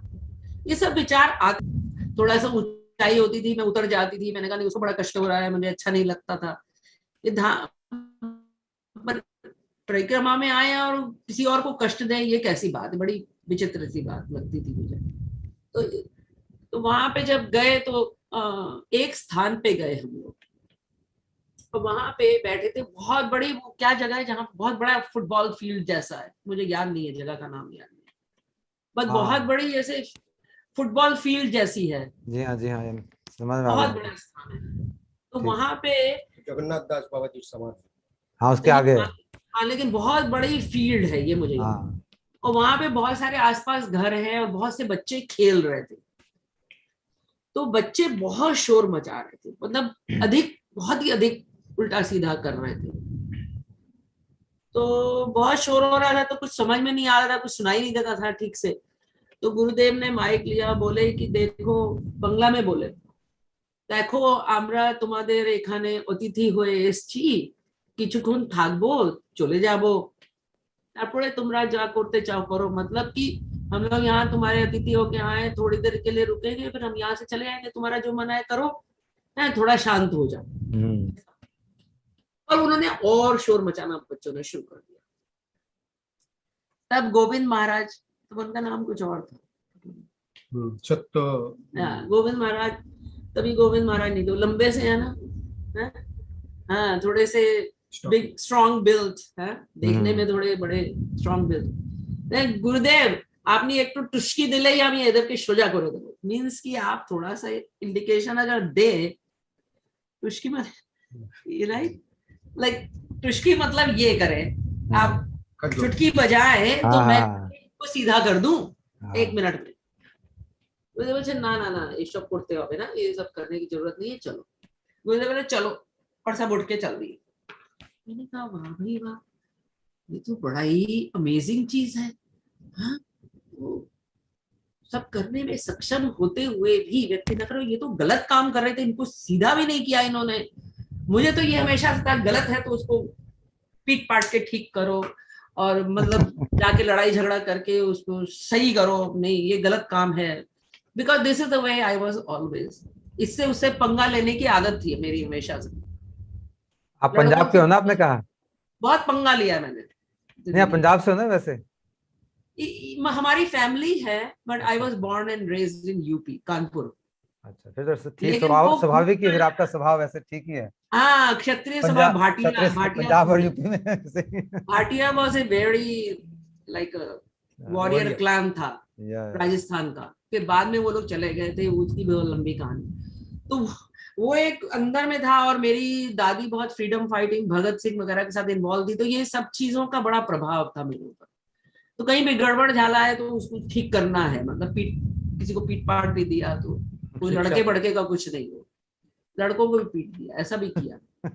इसके कारण घर में प्रॉब्लम भी। खैर, वो ये देख के ना मेरे मन में, मैंने कहा अरे ये तो मतलब बड़ी विलक्षण चीज है, यू नो, एक बहुत प्रभाव सा पड़ा। तो फिर अगले साल गुरुदेव आए, उस समर में, उस समर में ही फिर जब गुरुदेव आए तो मैं गुरुदेव के पास गई, और फिर उन्होंने हमें पूरी दीक्षा दी, गोपाल मंत्र में पूरी दीक्षा खुद जाके बोला देने के।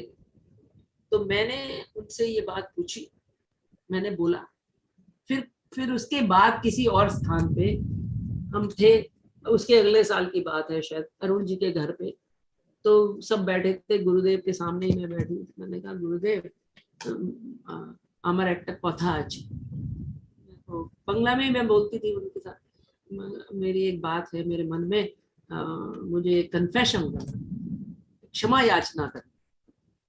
बोले क्या? मैंने कहा जब आपने ना वहां पे ऐसे किया था ना कि मैं नमी नानो मंत्र देगो, तो मेरे को मन में बहुत वो था, आपके प्रति रोष था। मुझे ऐसा लगा कि आप, और मैंने बात पूरी नहीं करी, बोले जैसे मैं तुम्हारे गले में फांसी का फंदा डालूं। मैंने कहा हाँ, आपने की करे जान लेन। मैंने कहा आपको कैसे पता चला? तो हंसने लगे गुरुदेव, बोले এখন কেমন লাগছে? बहुत आनंद हुआ। तो उनके हाथ में ना एक रोज था, उन्होंने सिर पे ऐसे ऐसे किया, बोले कि हंसने लगे और कुछ बोले नहीं। अब संत लोग तो क्या बोलेंगे, हम ऐसे मूर्ख है, मैं अपनी बात कह रही हूँ, मैं ऐसी मूर्ख कि ऐसे मूर्ख व्यक्ति से जैसे अबोध होता है, कोई बच्चा है जैसे अबोध बातें करे तो उसके बड़ा व्यक्ति माँ बाप के स्टैचर के या कोई बुद्धिमान नोबल लॉरिएट हो तो वो क्या ऐसे बेवकूफ की क्या बात का वो करेगा, तो हंस के ही टालेगा उस बात को। तो इस तरीके से तो कहने का अर्थ ये है कि वो जो बात उन्होंने बोली थी, और इसलिए मैं अपनी बात आज सबके समक्ष रख रही हूँ कि अभी कभी भी हमारे बीच में कुछ कचकच हो जाए, लड़ाई झगड़ा हो जाए, और मन में ये विचार तो आता है भाई ये क्या बड़ा झमेला है, ये संसार में ना, ये घर में रहना बड़ा झमेला है, तो ऐसे मन में विचार तो आते हैं।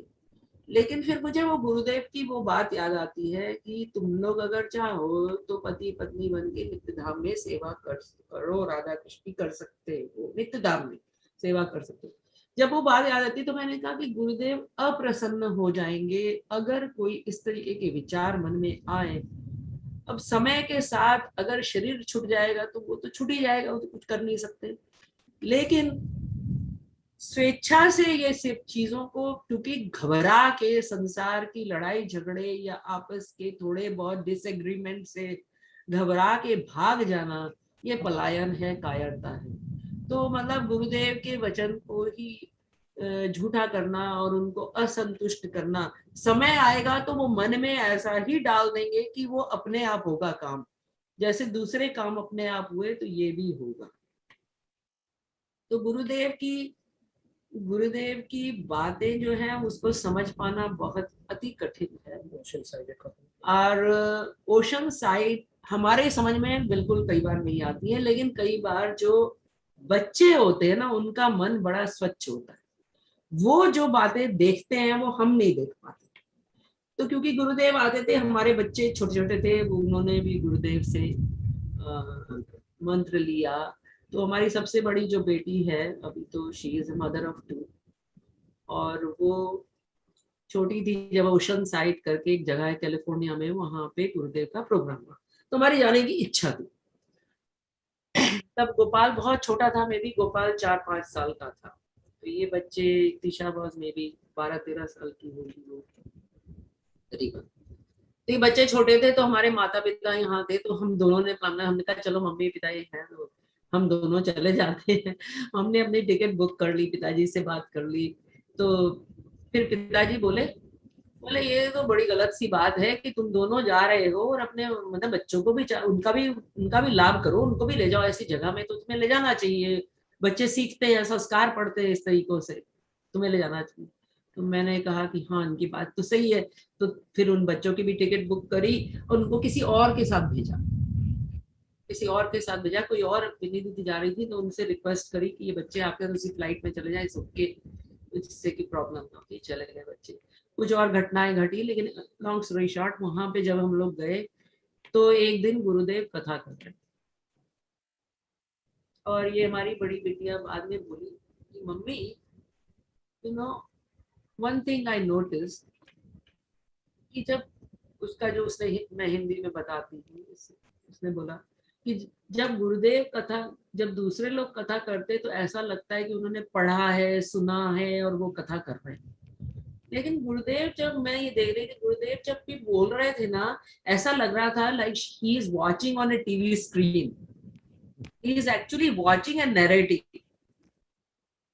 उसकी तरफ देखा, मैंने कहा अरे ये 8-10 साल के बच्चे को ये सब समझ में आ रहा है, 10-12 साल के बच्चे को, और मेरे को तो ये बात कभी समझ में ना आई और अभी भी नहीं समझ में आती।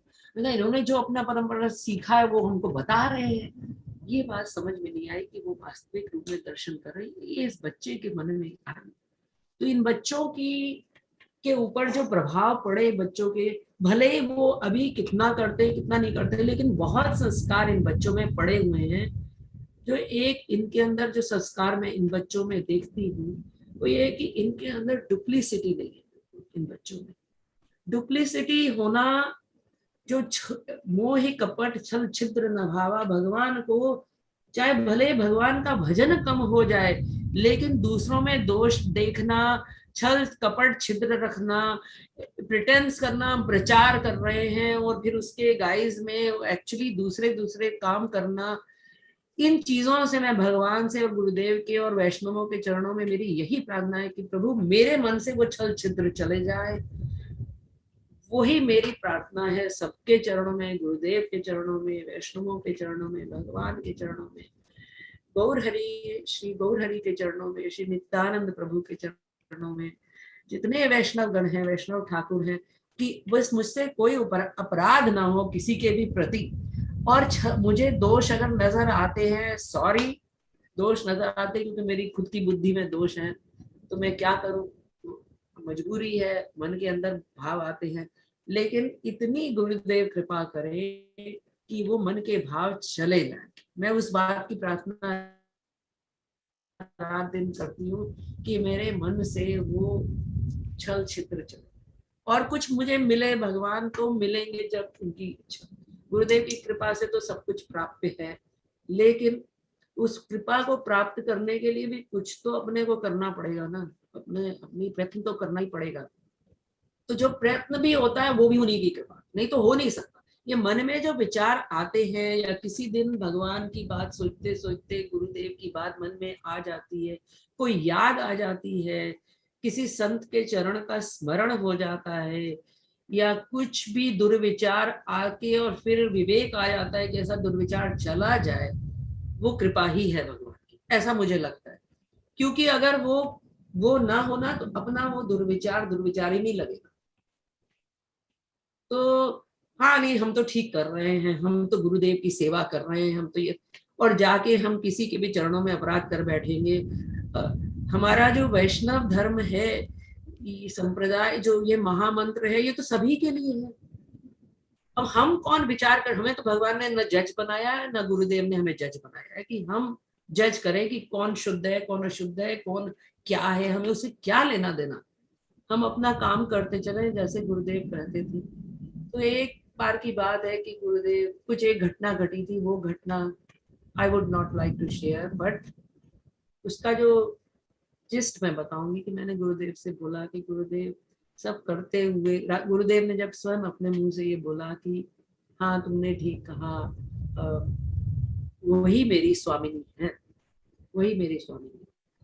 वो घटना का उल्लेख मैं नहीं करना चाहती, लेकिन उस घटना के उत्तर में गुरुदेव ने जो ये बात कही थी कि हाँ वही मेरी स्वामिनी है, राधा रानी के लिए कहा कि वही मेरी स्वामिनी है।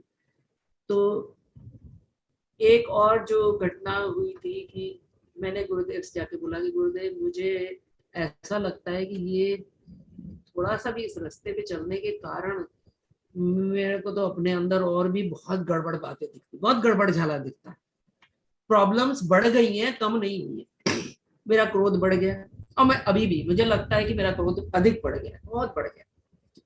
क्रोध पे कोई कंट्रोल नहीं है, लोभ पे कोई कंट्रोल नहीं है, विचारों पे कोई कंट्रोल, किसी भी चीज पे मुझे तो लगता है और ज्यादा प्रॉब्लम हो गई है। बहुत उफान जैसा अब तो मचता है, तूफान जैसा होता है, जो कि पहले थोड़ा बहुत कंट्रोलेबल था। क्या करें, ये सब चीजों कैसे हटाएं, कैसे फिर आगे बढ़ेंगे, ये तो बहुत मुश्किल काम। बोले तुम अपना काम करो, तुम अपना काम करो केवल, और उन बातों में अधिक ध्यान मत दो।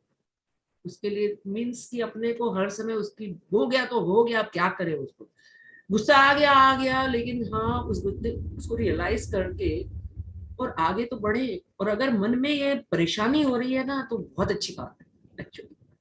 तो बोले कि अपना काम करो और उन बातों के विषय में अधिक चिंता नहीं करो।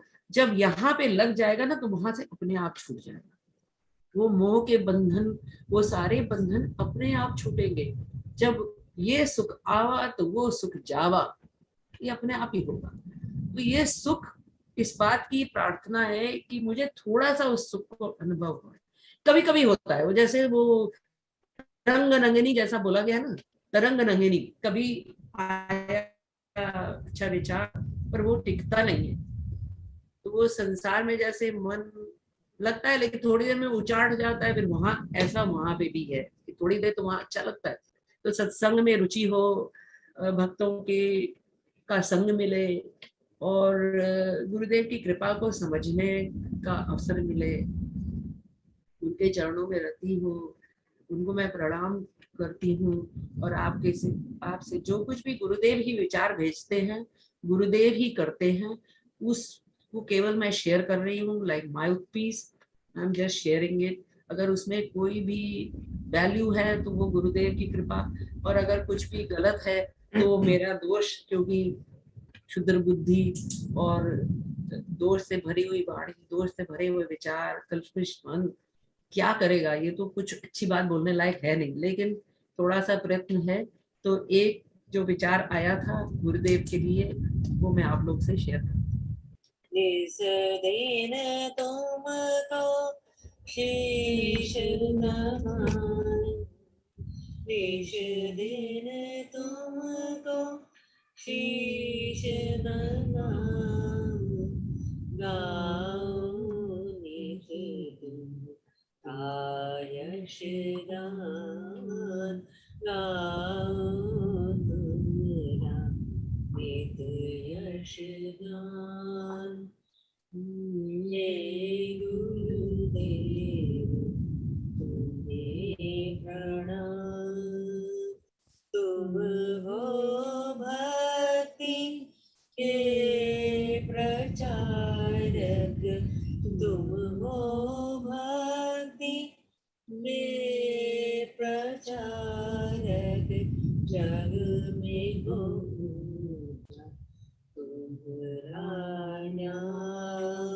ये गुरुदेव तुम्हें प्रणाम, तुम्हारे चरणों की धूलि पाकर, तुम्हारे चरणों की धूलि पाकर, धन्य हुए मन प्राण, धन्य हुए मेरे मन प्राण। हे गुरुदेव तुम्हें प्रणाम, हे गुरुदेव तुम्हें प्रणाम। जय गुरुदेवा, जय गुरुदेवा, जय गुरुदेवा, जय गुरुदेवा, जय गुरुदेवा, जय गुरुदेवा, जय गुरुदेवा, जय गुरुदेवा।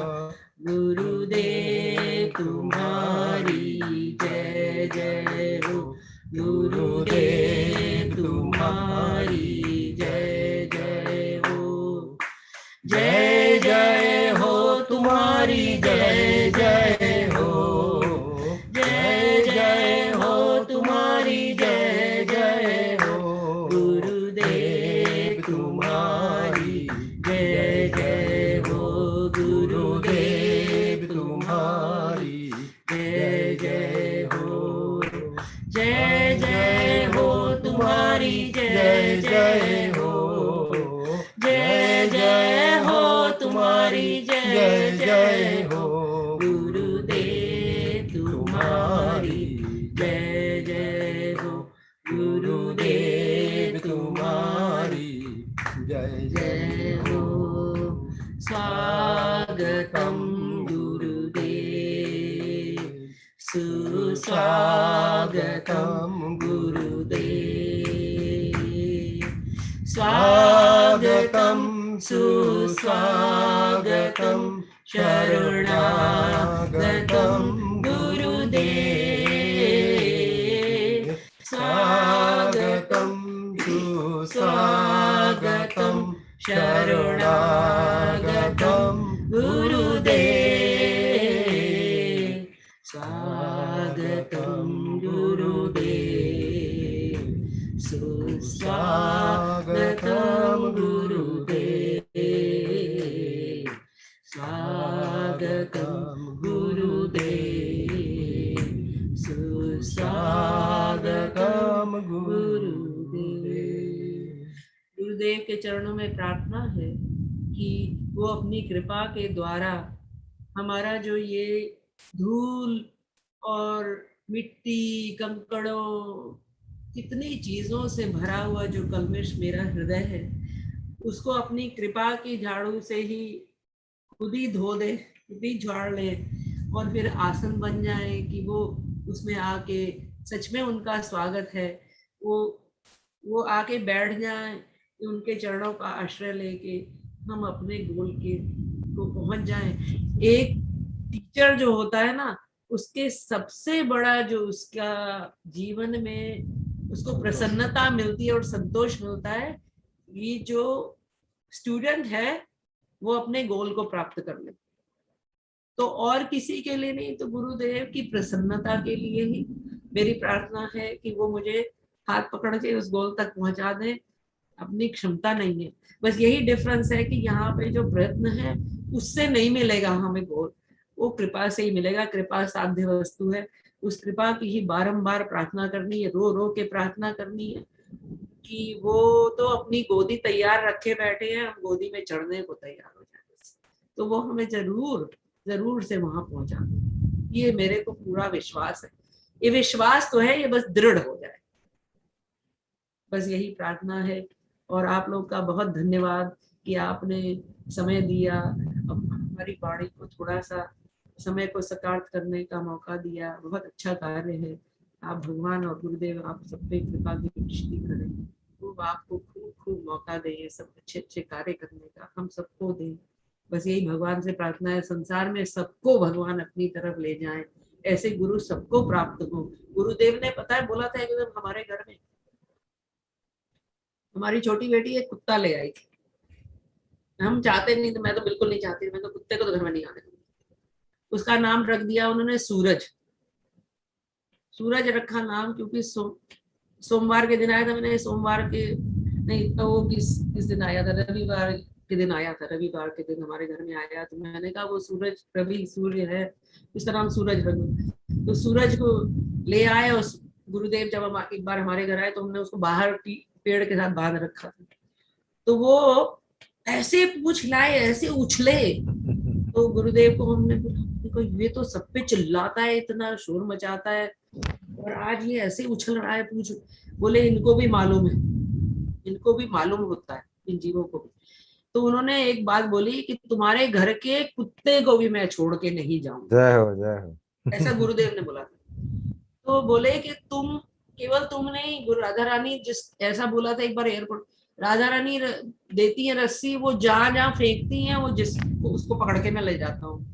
मतलब वो हर बात में यही राधा रानी की कृपा को ही कहते थे, अपनी बात नहीं कहते थे। यही उनका सबसे बड़ा गुण जो है वो अट्रैक्टिव था, कि हर समय दूसरों को ही, जैसे भगवान अपने भक्तों को आगे करते रहते हैं, अपनी प्रशंसा से प्रसन्न नहीं होते, गुरुदेव भी हर समय राधा रानी की ही बात कहते थे, और यही एक उच्च कोटि के परम भागवत का लक्षण। हरे कृष्ण। आपके पास अगर समय हो तो मैं बोलूं या आप? नहीं, बोलिए प्रभु जी, हाँ बोलिए। ओके, तो और जो है मैं ये दौरान पे चीज बोलना चाहता हूँ, अनुभूति कि चैतन्य चरितामृत में स्वयं कृष्णदास कविराज बोल रहे हैं, चैतन्य महाप्रभु के वाणी कि सर्वमोहा गुणगण वैष्णव शरीरे कृष्ण भक्त कृष्णेर गुण सकली संचारे। तो इसका जो प्रत्यक्ष अनुभव हमने किया गुरुदेव के बारे में, उसके बारे में दो तीन शब्द बोलना चाहता हूँ कि हम जब ये मंदिर बनाने के चक्कर में थे तो कि ये सब जागतिक कार्य करने में हर समय बाधाएं आती रहती है। तो ये सब चीज हमें कुछ न कुछ शिक्षा दे के जाती है कि उसी के बारे में मैं बताऊंगा कि 2013 में हमारा मंदिर प्रतिष्ठा हुई थी और गुरुदेव 2010 में चले गए। तो 10 में हम लोग गए थे राधा रमन गौरी मठ में गुरुदेव अस्वस्थ लीला कर रहे थे। उस समय गुरुदेव को जाके हमने सब लोग बोले, ह्यूस्टन वासी जितने भक्त थे, कि गुरुदेव आपको आना पड़ेगा। आपने बताया था कि आप आके यहाँ मंदिर प्रतिष्ठा करेंगे। तो गुरुदेव बार बार सुनते सुनते एक बार ये जवाब दिया कि जो उनकी इच्छा होगी वही होगा। और गुरुदेव की और एक अनुभव जो हमें लगा, गुरुदेव की प्रवचन सुन के, गुरुदेव खुद बताते थे, विश्वनाथ चक्रवर्ती का गुरुवाष्टकम के ऊपर जब उन्होंने क्लास देते थे, बोलते थे कि अपने गुरु के ऊपर ये लागू होता है कि नहीं, खुद विचार करके देखो। सब गुरुवाष्टकम का जो मूर्ति वो गुरुदेव साक्षात थे। जैसे कि आप देखिए, कोई भी गुरु के लिए पहला जो श्लोक है, संसारो दावा नद लीड लोको त्राणायो कारुण्य घना घनत्व, ये शास्त्रों में बताया गया कि गुरु कृष्ण रूप हन, तो कृष्ण रूप होते हैं शिक्षा गुरु और दीक्षा गुरु। और शिक्षा गुरु के तो जानी कृष्णेरी स्वरूप, अंतर्जामी भक्त श्रेष्ठो यही दुई रूप। तो ये शिक्षा गुरु और दीक्षा गुरु रूप और स्वरूप जो है, गुरुदेव साक्षात प्रतिमूर्ति थे इन दोनों का। कितने शिष्यों को उन्होंने शिक्षा गुरु के रूप में शिक्षा दिए। बाकी गुरु से कोई लोग गुरु चले जाने के बाद उनके आश्रय लिए, गुरुदेव उनके शिक्षा गुरु बन के, कभी उनको दीक्षा नहीं दिया अलग से। और गुरुदेव दीक्षा गुरु के रूप में जब तक बामन गोस्वामी महाराज जीवित थे, तब तक मेरा ख्याल ये है कि गुरुदेव किसी को दीक्षा नहीं दिए थे। और बामन गोस्वामी महाराज जिन जिन को दीक्षा देते थे उनके पास भेज देते थे शिक्षा देने के। ये सब माधव महाराज, तीर्थ महाराज, लास्ट में कुछ साल मेरे को लगता है वामन महाराज ने बोला था तो गुरु जी को देने के लिए दीक्षा। हाँ ना जी, लास्ट में कुछ साल में ना वामन महाराज जी ने गुरुदेव को बोला था, फिर गुरुदेव ने देने लग गए थे दीक्षा। हाँ जब उन्होंने पहले शुरू में नहीं देते थे, लेकिन लास्ट में दिए थे। राइट। तो लेकिन जब वामन महाराज ने बोला उसके बाद, या तो इसका मतलब ये है कि अपना गुरु भाई होते हुए भी गुरुदेव बामन गोस्वामी महाराज की बातें जो है गुरु जैसे मानते थे। जी। तो ये एक गुण है गुरुदेव का जो हमें कोशिश करना चाहिए कि हमारे अंदर भी आ जाए। घना घनत्वम की घन जो करुणा भगवान की, वो जब तरल होके इस जगत में आते हैं, वही गुरु रूप धारण करता है। यही इसका मतलब है कि त्राणायो कारुण्य घना घनत्व। और देखिए इसमें कोई सारे श्लोक है, जिसमें हम एक श्लोक लूंगा ज्यादा समय बचाने के लिए, कि निकुंज यूनो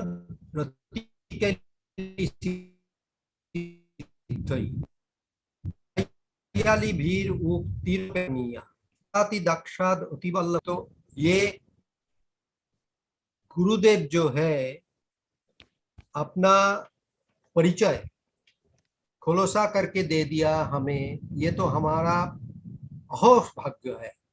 सब गुरु इतना नहीं बताते हैं अपने बारे में, लेकिन गुरुदेव इतना बोल्डली अपना परिचय दे दिया। उससे पता चलता है कि गुरुदेव कैसे निकुंज सेवा में, निवृत्त सेवा में क्या करते थे और क्या करते हैं। ये जो श्लोक है निकुंज यूनो रतिकली सिद्धई, इसलिए ये जुगल किशोर जो है उनसे बहुत ही प्रसन्न थे।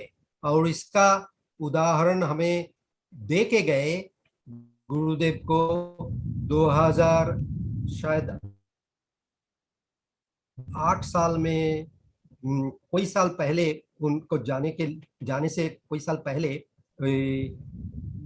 सेवा कुंज के जो पुरोहित थे, ये घटना सबको आपको मालूम होगा, उन्होंने ही जाके गुरुदेव के बारे में जाके दिया और राधा रानी की बात भी बताई।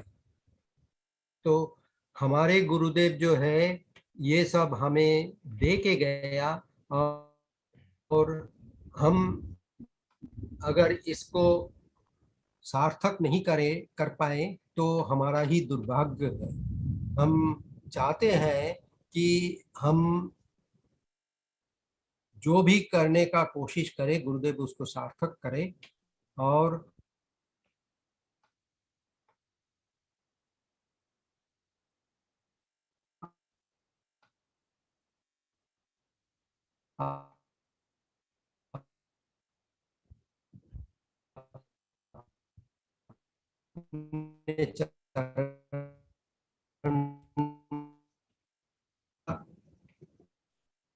डायरेक्टली कि गुरुदेव प्रसन्न हो जाए।